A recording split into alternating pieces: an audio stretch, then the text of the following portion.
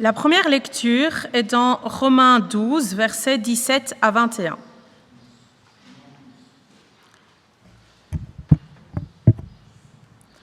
Ne rendez à personne le mal pour le mal. Recherchez ce qui est bien devant tous les hommes. Si cela est possible, dans la mesure où cela dépend de vous, soyez en paix avec tous les hommes. Ne vous vengez pas vous-même, bien-aimés, mais laissez agir la colère de Dieu, car il est écrit « C'est à moi qu'appartient la vengeance. C'est moi qui donnerai à chacun ce qu'il mérite, dit le Seigneur. Mais si ton ennemi a faim, donne-lui à manger. S'il a soif, donne-lui à boire. Car en agissant ainsi, tu amasseras des charbons ardents sur sa tête. Ne te laisse pas vaincre par le mal, mais sois vainqueur du mal par le bien. » La deuxième lecture est dans Éphésiens, chapitre 6, les versets 10 à 12. « Mes frères et sœurs, fortifiez-vous dans le Seigneur et dans sa force toute puissante. Revêtez-vous de toutes les armes de Dieu, afin de pouvoir tenir ferme contre les manœuvres du diable. En effet, ce n'est pas contre l'homme que nous avons à lutter, mais contre les puissances, contre les autorités, contre les souverains de ce monde de ténèbres, contre les esprits du mal dans les lieux célestes. » Amen. Dans les évangiles, Jésus a donné beaucoup de paroles d'encouragement et de justice, des paroles que nous aimons entendre et réentendre. Ça fait du bien d'être encouragé, ça fait du bien d'être entendu dans ce qui est parfois injuste, dans ce que nous subissons. Mais Jésus a aussi donné des paroles qui désarçonnent complètement notre logique. Et je voudrais ce matin en rappeler une. Si quelqu'un te gifle sur la joue droite, tends-lui aussi l'autre. Jésus nous invite à ne pas résister aux méchants. Beaucoup d'entre nous sont confrontés à des conflits intrafamiliaux. Par ailleurs, pour le moment, notre actualité est largement dominée par des conflits, des guerres. Quand l'intégrité d'un pays, d'un peuple, d'une ethnie, d'un groupe ou d'une personne est agressée, il nous semble tout à fait normal de pouvoir se défendre. Au mieux, pour nous défendre, on se retirera pour éviter de poursuivre une dispute ou un conflit. D'ailleurs, Jésus lui-même s'est plusieurs fois retiré quand on cherchait à le tuer. Cependant, et c'est là où il y a une grosse différence, il restait malgré tout toujours animé par l'amour de ses ennemis. Christ revenait toujours vers eux. Et là, par son exemple, il défie complètement notre façon de comprendre les relations aux autres. Certes, la technique de Jésus de tendre l'autre joue à celui qui frappe semble ridicule pour nos relations dans notre monde. Pourtant, derrière cette invitation se cache une méthode rudement efficace pour faire grandir les réalités du royaume de Dieu. Et c'est ce que je souhaite voir avec vous ce matin. Alors, quand nous lisons le chapitre 6 de l'épître de Paul aux Éphésiens, on s'arrête surtout sur la description des armes du chrétien. Je les ai rappelées tout à l'heure. Mais pas assez, me semble-t-il, sur les versets qui précèdent, c'est-à-dire ceux que nous avons entendus dans les lectures. Et revenons sur un verset en particulier. Ce n'est pas contre l'homme que nous avons à lutter, mais contre les puissances, contre les autorités, contre les souverains de ce monde de ténèbres, contre les esprits du mal dans les lieux célestes. Dans nos conflits, nous avons immédiatement là où les personnes qui sont en cause. Et c'est contre elle que nous allons instinctivement réagir. Or, Paul nous met en garde. Ce n'est pas contre l'homme que nous avons à lutter. En d'autres termes, ne vous trompez pas d'ennemi. Bien entendu que l'ennemi utilise nos blessures, notre orgueil, nos convoitises pour nous jeter dans la bataille. Il se sert trop facilement de nous à cause de notre péché, tel un dirigeant de pays qui envoie de jeunes soldats endoctrinés comme chair à canon sur le champ de bataille. Ce n'est pas le chef qui y va. Il envoie ceux qui sont manipulables. Le péché, effectivement, en soi, une doctrine qui nous pousse à monter au combat, qui nous pousse à la folie de la mort et à désirer la mort de l'adversaire. Et cela peut aller très vite. Dans le même discours de Jésus qui nous rappelle qu'il faut tendre l'autre joue, c'est un discours quand même très très difficile à digérer, si vous le lisez complètement, ce fameux discours sur la montagne. Mais il explique un petit peu avant que simplement insulter une personne, c'est déjà comme un assassinat. En effet, les deux procèdent d'une même logique conflictuelle. Ce rappel de Jésus révèle que nous sommes en fait tous et toutes touchés par cette doctrine morbide qui produit des combats fous et inutilement destructeurs. Qui n'a pas déjà insulté son prochain ? C'est pourquoi nous avons tous besoin d'être bousculés par des paroles chocs comme « tends l'autre joue » ou « aimez vos ennemis ». Quand Jésus nous invite à aimer nos ennemis, c'est une façon de nous dire « l'ennemi n'est pas forcément celui que tu crois ». Dans tes combats, ne te trompe pas d'ennemi. Cela ne déresponsabilise pas celui ou celle qui commet le mal, mais nous sommes invités à laisser à Dieu le soin de la justice, de sorte à nous concentrer sur le véritable ennemi pour mener le bon combat. Ce n'est pas contre l'homme que nous avons à lutter, mais contre les puissances, contre les autorités, contre les souverains de ce monde de ténèbres, contre les esprits du mal dans les lieux célestes. Dans ce verset, l'apôtre Paul décrit ici l'ennemi.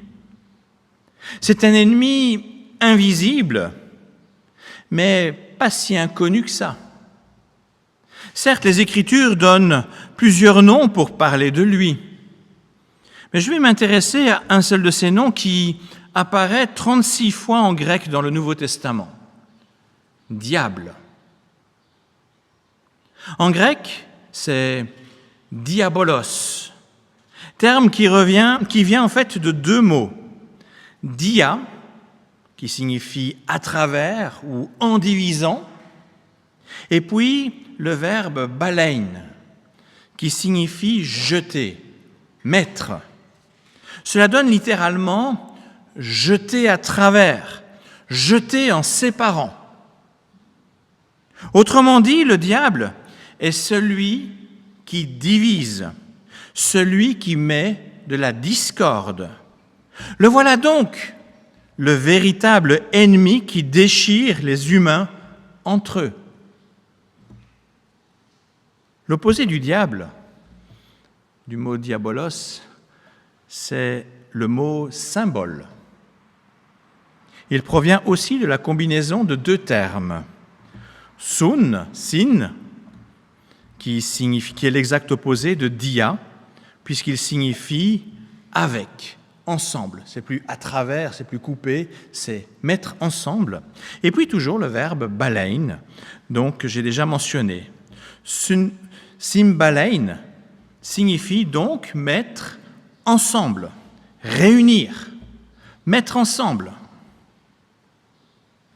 Cela a donné en français le mot symbole. Autrefois, un symbole, c'est pour la petite histoire, un symbole, c'était une pièce comme un morceau d'argile. Vous prenez par exemple un morceau d'argile, on le casse en deux, et quand vous le cassez en deux, en remettant les morceaux ensemble, on peut voir que les morceaux se correspondent, se reconnaissent bien. Alors si vous deviez rencontrer quelqu'un que vous ne connaissez pas, comment on faisait ?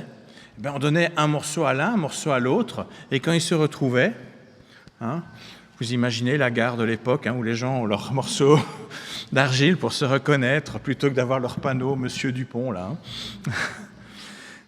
C'était ça, un symbole. Aujourd'hui, des couples amoureux aiment parfois porter un bijou qui contiennent 2 pièces qui forment un cœur. Et chacun, en fait, a un morceau. Et quand vous mettez les morceaux, ils se correspondent, ils forment un tout, ils forment un cœur. Je ne sais pas si vous avez déjà vu ça, ce pendentif chez certains. Alors j'explique tout cela pour que l'on comprenne bien l'intention du véritable ennemi. Créer la zizanie, les divisions, les déchirures, partout où il peut entre les êtres humains, entre les peuples et jusqu'à travers les familles, et même une division en nous, en provoquant de graves crises identitaires. Et on en voit autour de nous des gens qui ne savent plus où ils en sont par rapport à leur identité propre. Et bien entendu, le but du diable, son but ultime, est de jeter la division entre d'une part les êtres humains et d'autre part le Dieu créateur. Ainsi donc, si nous rendons le mal pour le mal, nous agissons conformément à la doctrine du diable, du péché. Si nous répondons œil pour œil ou dent pour dent, comme on le voit tout autour de nous dans la presse en ce moment, nous menons le mauvais combat. Nous combattons le mauvais ennemi. Et pire encore, nous accomplissons l'œuvre de l'ennemi, le diable, en nourrissant les divisions. Et c'est justement ce que Jésus veut changer.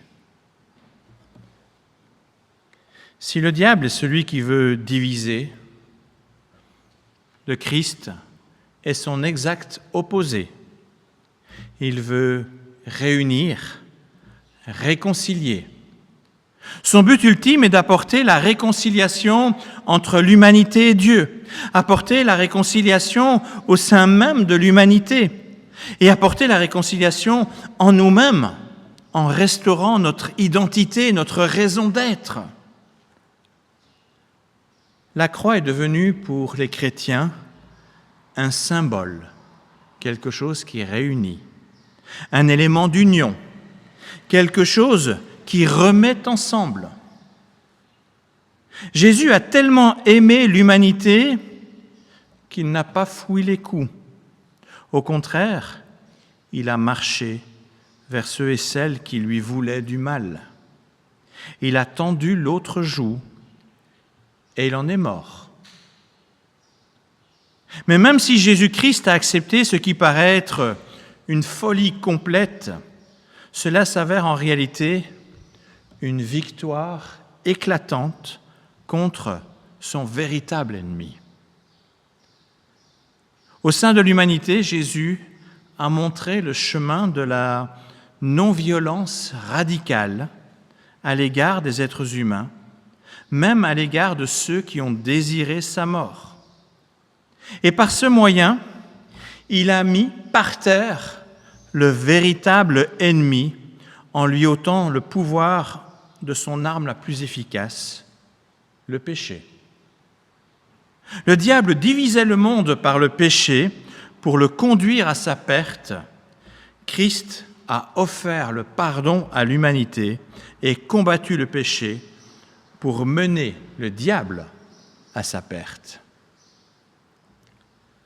Ainsi donc, en menant le combat au bon endroit, Il a permis l'émergence d'une réalité relationnelle nouvelle, un royaume nouveau où la réconciliation est devenue une réalité. À chaque fois que nous renonçons à nous battre contre un frère ou une sœur en l'humanité, nous laissons à la puissance du royaume du Christ une place pour émerger. Tendre l'autre joue ou aimer notre ennemi apparent n'est donc pas folie, mais sagesse déconcertante pour renverser le mal au profit du royaume de Dieu. Cette sagesse se vit concrètement en ne rendant à personne le mal pour le mal et en cherchant ce qui est bien devant tous les hommes. C'est ainsi que nous poursuivons l'œuvre de victoire du Christ. Pardonner, vivre en paix les uns avec les autres, c'est remettre la création à la seule autorité de Dieu. Alors pour conclure, je souhaite aller un pas plus loin dans le prolongement pratique. Les conflits et les disputes de toutes sortes engendrent généralement des rancœurs entre les hommes. Ces rancœurs sont un poison dont le diable veut se servir. La rancœur est comme une braise qui fume encore et sur laquelle le diable il souffle pour rallumer la flamme destructrice. À cette rancœur, Jésus nous propose de tendre l'autre joue. Et la meilleure façon de le faire, c'est en osant donner le pardon. Si ton ennemi a faim, donne-lui à manger. S'il a soif, donne-lui à boire. Si ton ennemi a faim et soif de pardon, donne-le lui, comme Christ a offert le sien à l'humanité qui pourtant désirait sa mort. Si nous sommes pris dans le conflit avec quelqu'un, il est bon de réfléchir à distinguer notre prochain, notre frère, de l'ennemi invisible qui agit en secret dans le cœur et qui cherche à nous maintenir séparés. Une bonne compréhension de la racine du mal nous aidera à avancer dans la direction de la réconciliation et donc du royaume de Dieu. Dieu désire que l'humanité vive la réalité de son royaume avec des relations de paix et d'amour. Comme membres de son royaume, nous avons la responsabilité de montrer l'exemple concret en osant voir notre frère ou notre sœur en l'humanité avec amour, sans le confondre avec le véritable ennemi de l'humanité. Une fois cela compris, alors on comprend mieux l'efficacité des armes spirituelles décrites dans la suite du texte d'Éphésiens. Il y a bien un combat à mener, mais il ne faut pas se tromper de champ de bataille, ni se tromper d'armes, puisqu'avant tout il s'agit d'un combat intérieur, dans le cœur. Les canons, les bombes et les fusils, les insultes ne sont finalement d'aucune utilité.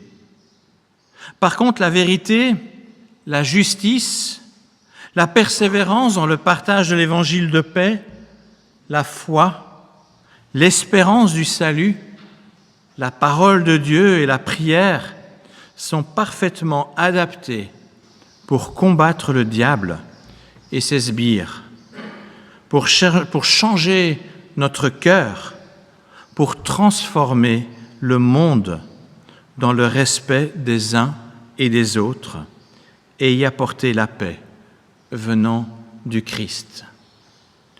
Alors à Dieu soit la victoire et toute la gloire. Amen.